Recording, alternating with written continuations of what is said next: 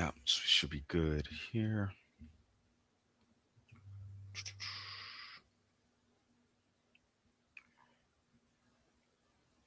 Sweet, sweet.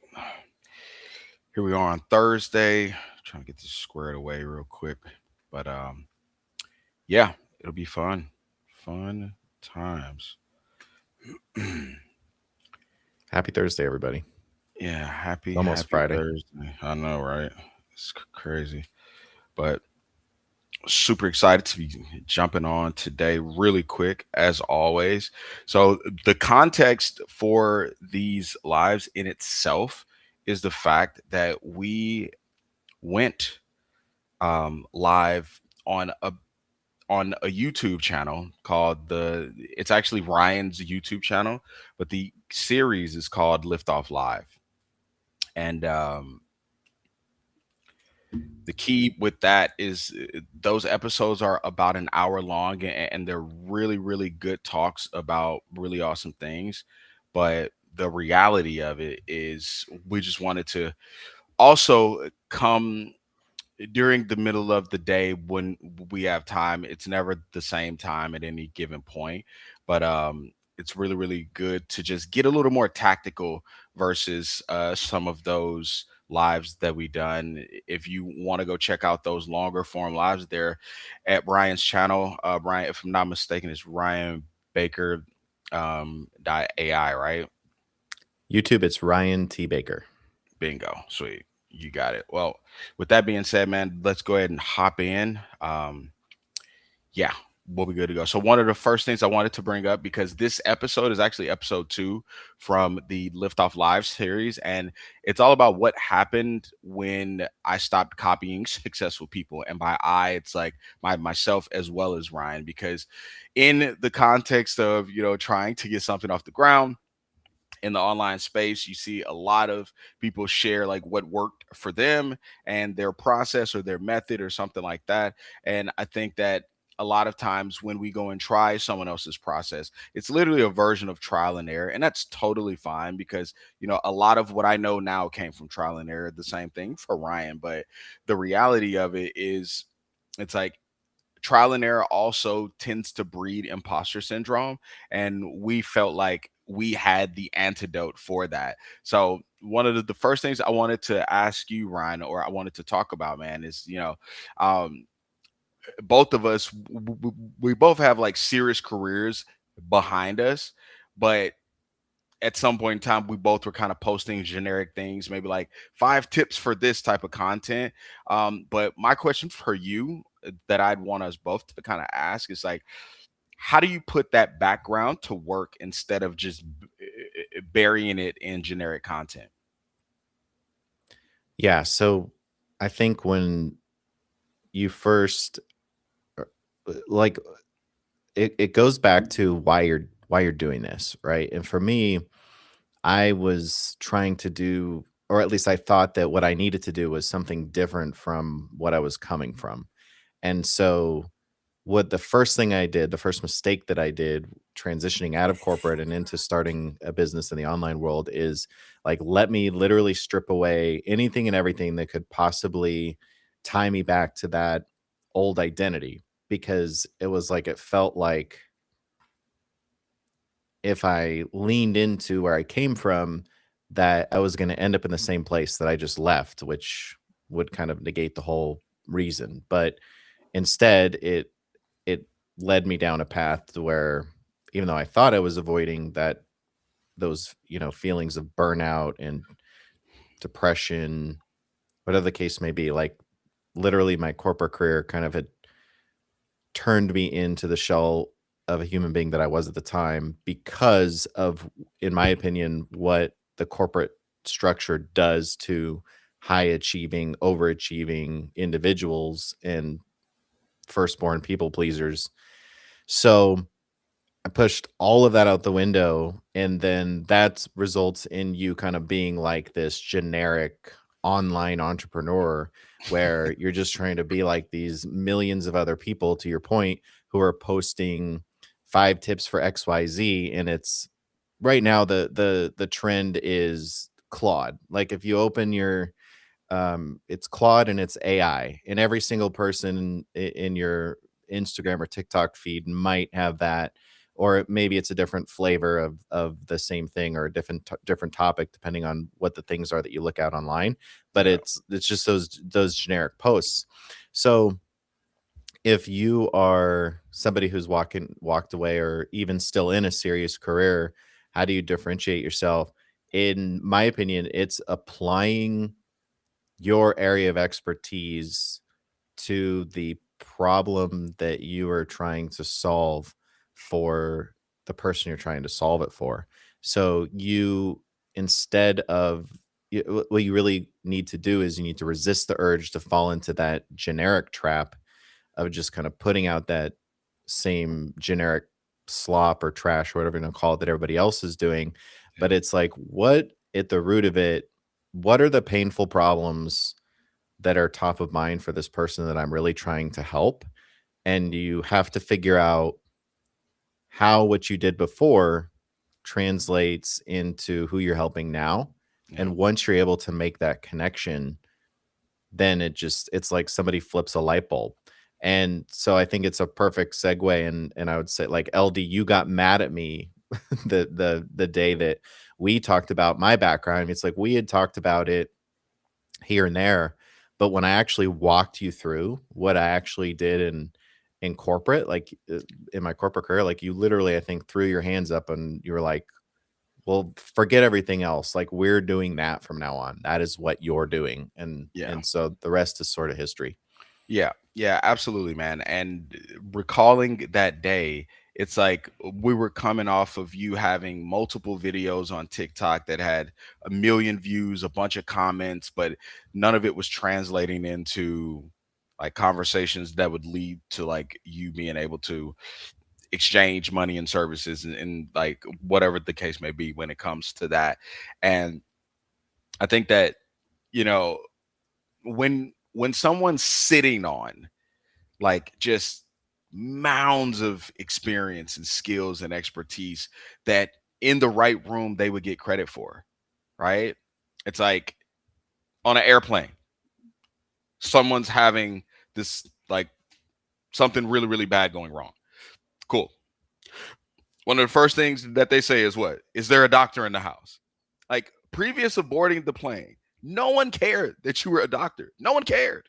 It's like, all right, get on, doc. You know what I mean? But when the situation presented itself, now you are literally one of the, if not the most important person outside of the pilots flying, right? So it's like, if we have that level of skill, why are we trying to just act like we are a passenger? And maybe on an airplane, it's like a very niche situation and you can't guarantee the frequency, but you don't have to solely be on an airplane. You can be in other situations, but I would take it all the way back into the reality of you need to lock down exactly the exact person that you want to help. The exact, it's called a target audience, but it's like the ideal customer profile. Like if you had 100 of these types of people paying you money, you would love to work with them. You could help them a lot, and they would be so happy that you're helping them because they finally found their person to help them get to the next level in that specific area. You know what I mean? So it's like imagine creating content before you actually realize the the 110% profile of the person that you want to help, right? Like I would say that we can help a lot of different people, right? But the reality of it is we don't want to help a lot of different people like that. And we definitely don't need to be trying to help a lot of different people like that.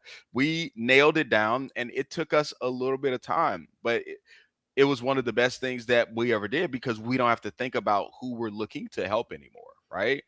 So because we don't have to think about that, we also don't necessarily have to think about what are going to be the things that would be considered helpful to that person, right? Because there are people out there that what do they want? They just want the information. Just give me the information. I'll go do it on my own. And then there's people that are like, hey, I'd like to see the information a little bit, but I really want you to help me with it. Right. And then there's people like, I don't want to see anything. I don't even care. I'll just pay you and you go do it. So every person should figure out exactly who they want to help. And again, it's not who's going to pay you per se. It's who do you want to help and who can pay you. And then who wants to pay you. Right? It's literally in that. It's like, who do you want to help? Who can pay you? And then who's going to be excited to actually pay you. So, I think that looking at it from that angle, that should help get people pointed in the right direction of like, one of the reasons Agatha was able to finally stop, going back and forth and up and down about things and create something one time and make 4 sales in 24 hours, because she stopped doing all of the generic stuff and she focused on, hey, there are Caribbean women out there. And I know that this is going to be kind of um, strange for some people because they're like, who's Agatha and blah, blah, blah. This is one of my other clients that she long story short, she wanted to create an additional online income to be able to retire early. And she took a similar path to Ryan. She tried to get into digital marketing, creating content, X, Y, and Z. And it just wasn't really working out for her. And she also realized that she doesn't like the indirect rejection associated with what? With posting content and no one, viewing it, no one commenting on it, no one like no one engaging with it in any way, shape, or form. She's like, this sucks. I don't like it, and I don't want to do this anymore. And I was like, sweet. I don't want you to do it. Now let's talk about what you're actually good at. And she's like, I love cooking. I was going to create a cookbook and do this and make a channel and do the whole Paula Deen thing. And it's like, well, if you don't like people not viewing your stuff, then I don't think going and being some TV personality is going to be helpful either, because she was a pretty private person. So it's like, instead of doing that, we need to figure out who would be the person or the type of person that could get the maximum level of value from your help.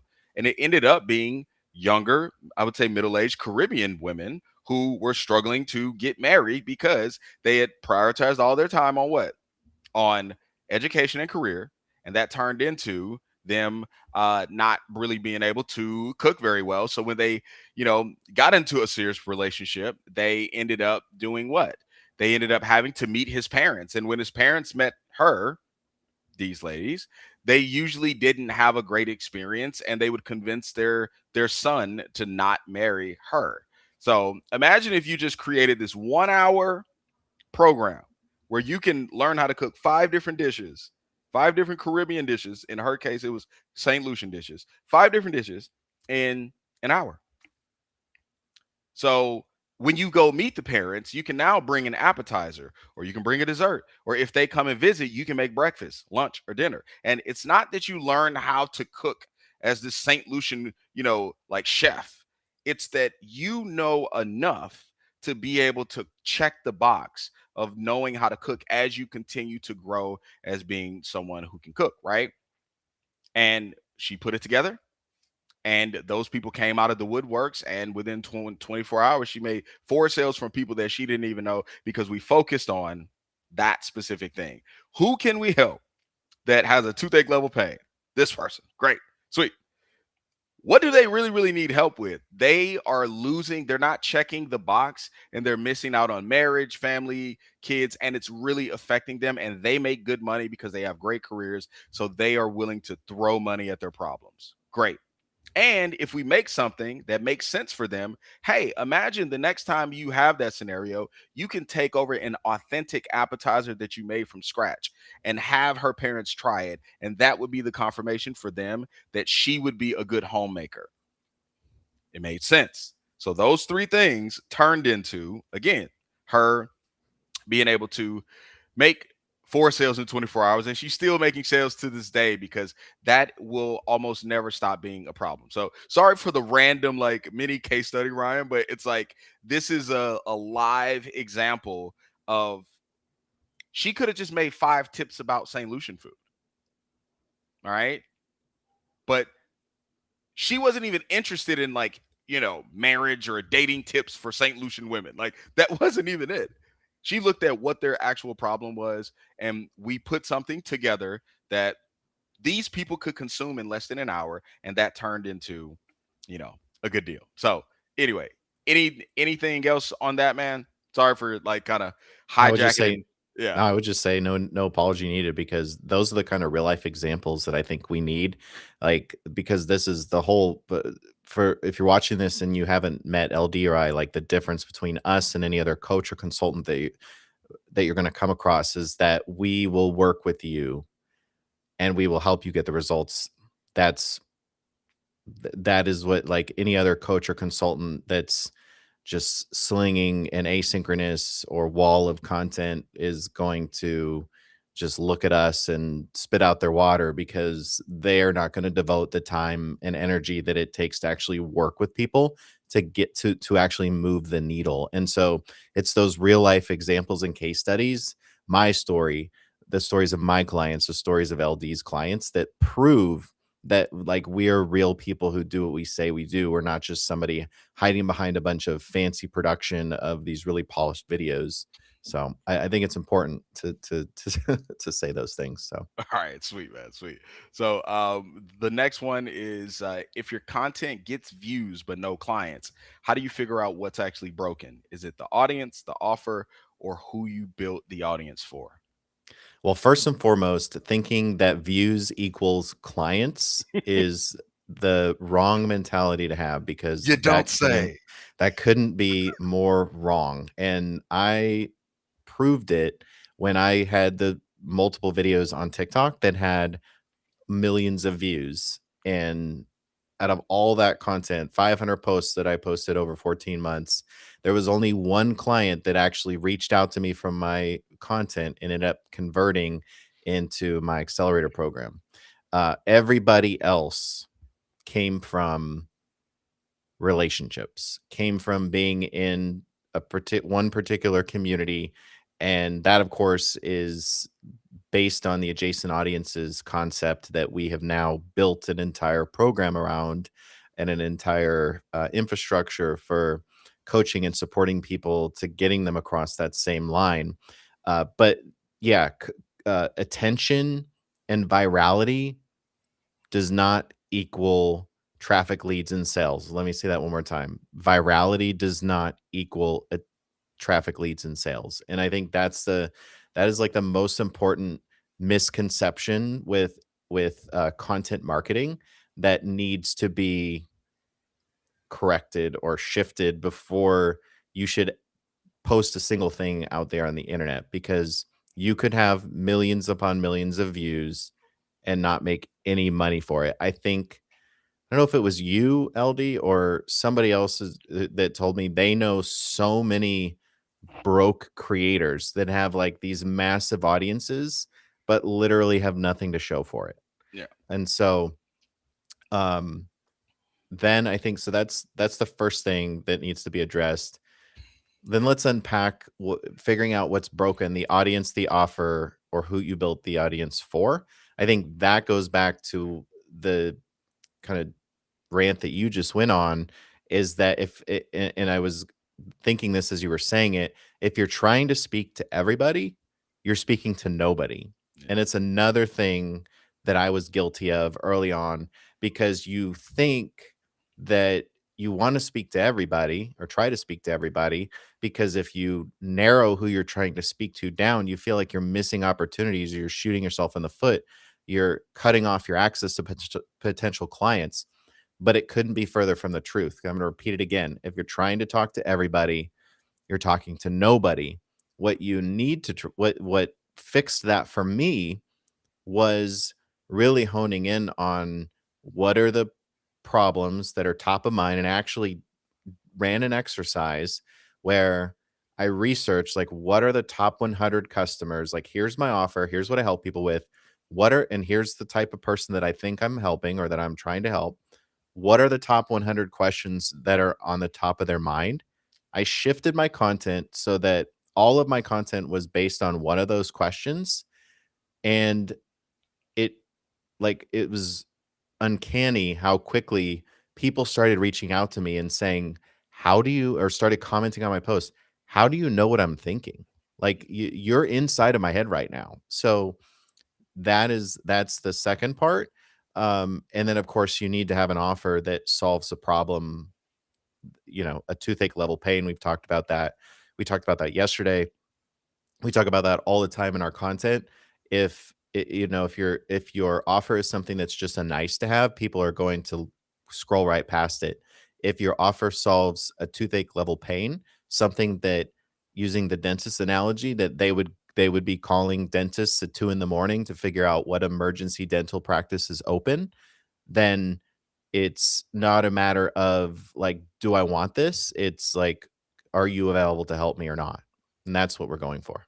Bingo. That is the spot on, bro. Spot on 100%, man. So, um, the, the next one, man, is going to be when something doesn't work, how do you decide whether to fix your effort or fire the method and find one that actually fits you? And I think that for a lot of people with this one, there's two trains of thought. One, you don't do a thing long enough to actually have it like start to work for you. And then two, um, you are blindly choosing things and you're in a perpetual wheel of trial and effort. So, what are your thoughts on that, man? Yeah, I agree with what you said. It's determining whether you need to fix your effort or fire the method.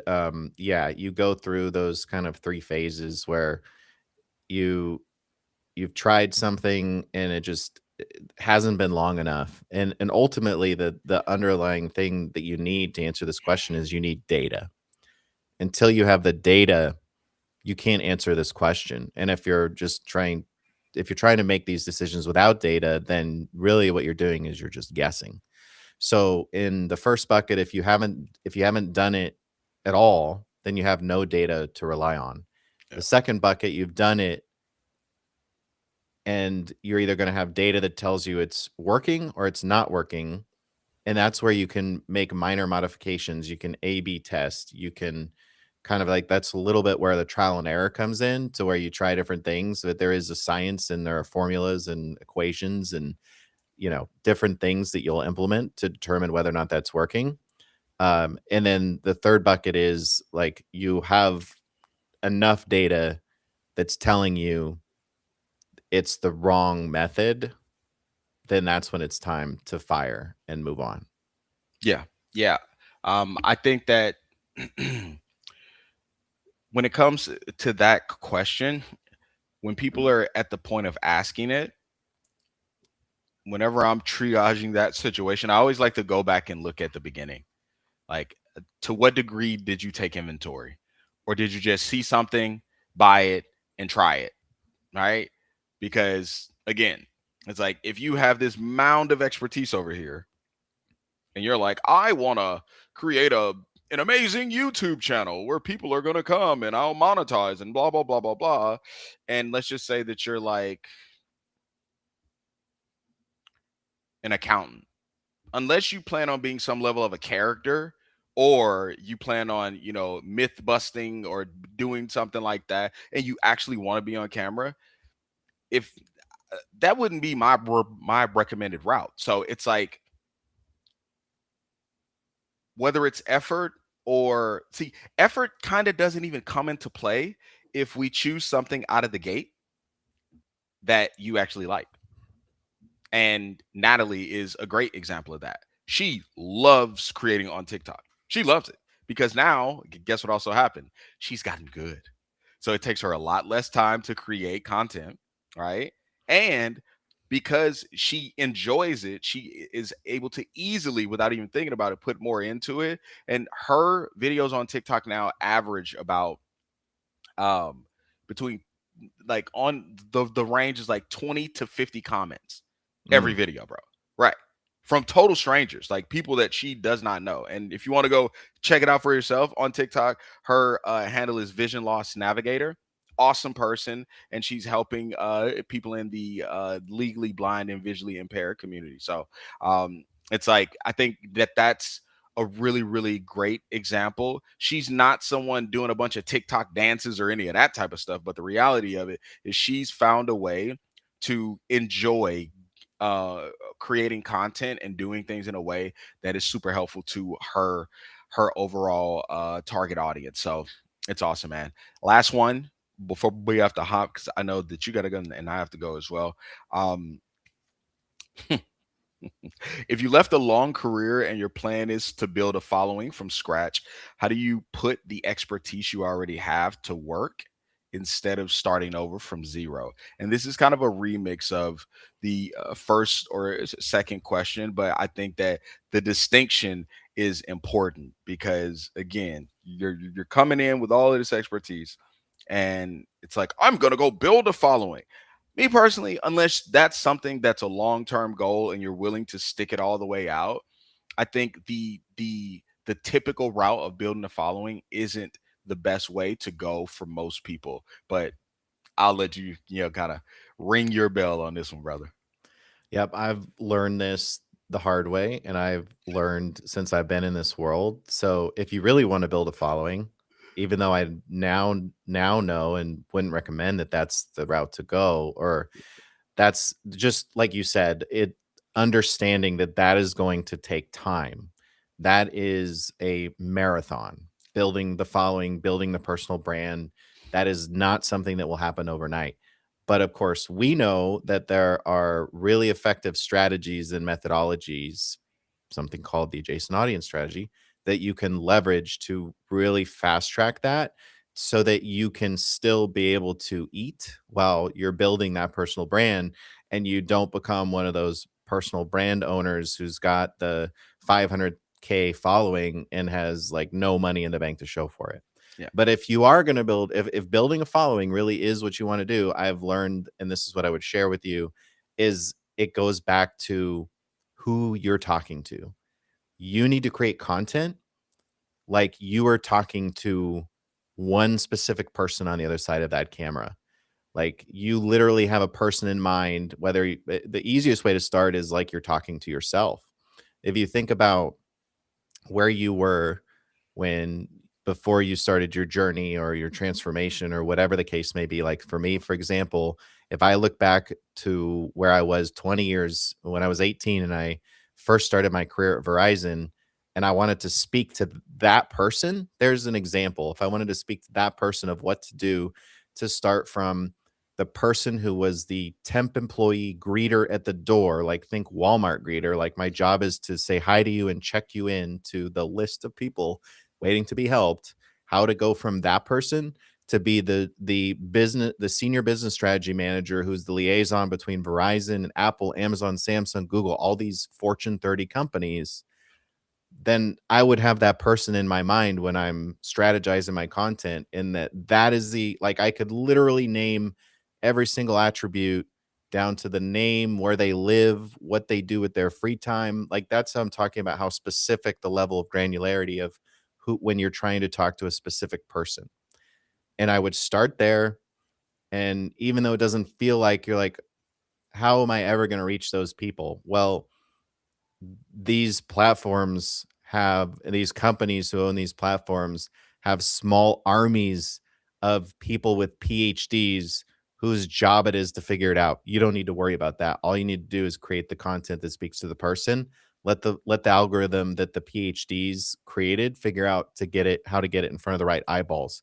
If you create the right content, it'll happen. Trust me. So that's where I would start. And then if you want to grow that to multiple segments or trying to speak to multiple people, add in different topics or different transformations or whatever the case may be, then do that over time. And as your audience grows, then that's where it becomes possible to expand that.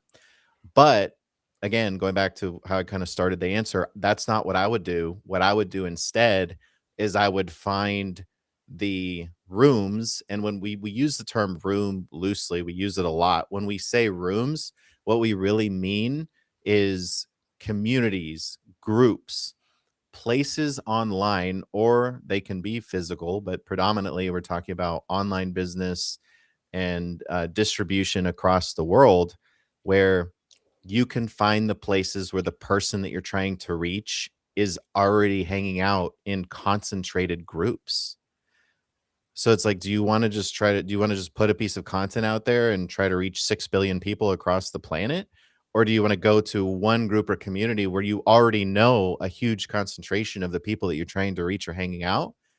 I don't know about you, but I'm going to pick the latter option 10 out of 10 times. What about you, LD?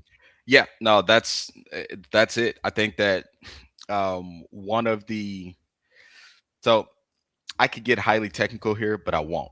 I But already just did know that. that You don't have to go there. right, right, right.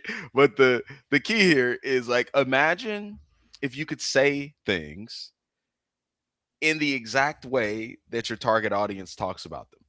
That's called voice of customer data. And there's plenty of ways to go and find that. But even if you just Googled how to find voice of customer data, it'll take you down a really good rabbit hole that will help you at least add, 40% increase to your business over a 3, 6, 12 month period. So the other, I would lean heavily into just getting in those rooms because the reality is when you get in those rooms, I'm not even talking about content. Let's like content is over here. Don't worry about it because deep down, 85% of you guys don't want to create content anyway. So let's just call a spade a spade. And I would put us kind of in that 80 percentile as well. That's why we just do lives. Like we're just going to show up. It is what it is. There are things that we do light editing to, but the reality of it is we know that there is nothing that can beat shaking someone's hand in real life and having a conversation with them. But the next closest thing is just saying, screw it, we're going live. Let's do it. All right. And I'm willing to bet all that I have and maybe some of what he has that over time, this leads to more people who actually want to invest in solving their problems actually doing so with us versus someone with super polished and shiny content. So you're probably not good at content. You probably don't want to do it, so don't even focus over there. Just know that you can get good, and that's totally fine. We will get good over time, but we're not making that the main thing. The number one thing you could be or should be focused on is getting in front of the people who actually have a big enough problem that you can solve and they're willing to invest in solving it. And that's about getting into those right rooms. But it's like, well, I don't even know which rooms to get into. Well, that's where the adjacent audiences framework comes in. And with that, it's about looking at what you offer, what your background is, what skills do you have and expertise that if we got you in the right rooms, these people would respect it. And once we know what that is, then we look at what the adjacent audiences are. And if you want to, just a quick dive into adjacent audiences, think about it like this. If you're going to build a house from scratch, you're probably going to need some wood. All right. And you're going to need some plumbing. You're going to need some electrical. You're going to need some appliances. You're going to eventually need furniture. You're going to need some windows, right? And all of these things typically come from different vendors. So the same person that needs windows, Anderson windows, by the way, good windows. The same person, adjuster mode, sorry. And so the same person who needs windows will also need furniture. So instead of being like, I'm the furniture guy, I only want to talk to people who need furniture. Well, it would be good for you to have a strategic partnership with the Windows guy. And maybe the furniture and Windows guy, they're not the best example. Maybe it's the electrical and the plumbing guy. I don't know. The reality of it is the same person who's spending money for Windows is the same person spending money for furniture at some point. All right. Those are the adjacent audiences, and those people, when you go to their groups, they won't look at you as trying to snipe or poach members or something like that. Like there's a strategic way of going about either having those conversations, making content, and doing all of those things. So again, if someone came to me today and said, hey, LD, man, I'm really trying to grow my following, I would say, hey, dude, we can focus on content, but what I would rather do is I'd rather you focus over here. And if you guys want to know like more or a deeper dive into what that is, again, everything is on Ryan's YouTube channel. It's actually on mine as well. Mine is ld.buchanan. We'll end up putting all of the handles and stuff in the comments so that you guys will be able to see that and go down that rabbit hole. And we'll also be, you know, again, if we have the beta launch coming up, like over the next, I don't want to put a timeline on it, but just know that it's like right here, right now. So if you're listening to this and you're like, man, I really want to grow, my idea or my business that I already have, and man, I've tried many things and none of them have really worked out in the way that I wanted it to, and what you guys are talking about makes a lot of sense, then again, just send one of us a DM. So that we can get you added to the list, so that when we do put that information out, which is going to be really, really soon, it's going to be on a first come, first serve basis. I'm telling you that right now. So it's not a point of like, oh, well, I can just get around to it whenever. No, it's first come, first serve. Realistically, we're only looking at working with like 10 experts, 10 business owners. And, if there's more room later, then we'll make that available. But we know for a fact that we only want to, take 10 experts through this process, because Well, this is this. What's up, bro? I was gonna say, and why is that? Why is it so important that we limit the size? Because like, what are we going to be doing for those 10 people as it Oh, relates to what we just talked about in in this yeah. live? Yeah, I think that there's a lot of different reasons why. The biggest reason would be around quality control and being able to, give you that time, energy, and effort that would be needed in order to get things clear for you, in order to make sure that you're going in the right direction, hold you accountable, and give you that attention that would be needed to again move things forward in a quality way. Here's the other reason, and I'll be very, very frank about it. Like, I'm not trying to, create some like, fake scarcity or anything like that. But the reality of it is we know that this isn't going to be for everyone. So, we're not necessarily interested in just being like, come one, come all, let's see what we can do for you. Like, no, absolutely not. It's like, for both of us, we've been working at this for a significant amount of time. There's a lot of blood, sweat, and tears, frustrating days and nights that have gone into this for it to be dialed in to the degree that it is. So we know that there's only going to be a small percentage of people that not only would be good for this, but that we could help in a way to help them see, really, really get their business off the ground, or get it to that next level, whether that's getting it off the ground, scaling, or what have you. So I think that that's super, super important. So again, if that makes sense, you're like, hey man, I want to know more. Like, I want the info when you guys put it out. Just send us a DM and we'll be good to go on that. Anything else, Ryan? No, I just want to stress the fact that that it goes back to what we were saying earlier, that we would rather work with 10 of the right people than 500 of the wrong people, and that's the difference between us and those gurus with the fancy polished videos. Yeah, yeah, absolutely. And we'll probably talk about this the next episode, but like, I think that people grossly underestimate the amount of revenue that you can have from a small group, right? And it's like, and we actually have some podcasts coming up that where we'll be on other platforms talking about how we both have done X, Y, and Z with like groups that had less than 50 people in it. Like, to imagine, high five figures, low six figures from groups with less than 50 people in it. And the people got results. They were excited, and X, Y, and Z. So there's a lot, and we just want to keep it clean right now. So with that being said, I'm out, man. I gotta go. I know you gotta go as well. We'll talk to you guys later. All right, have a good one, everyone.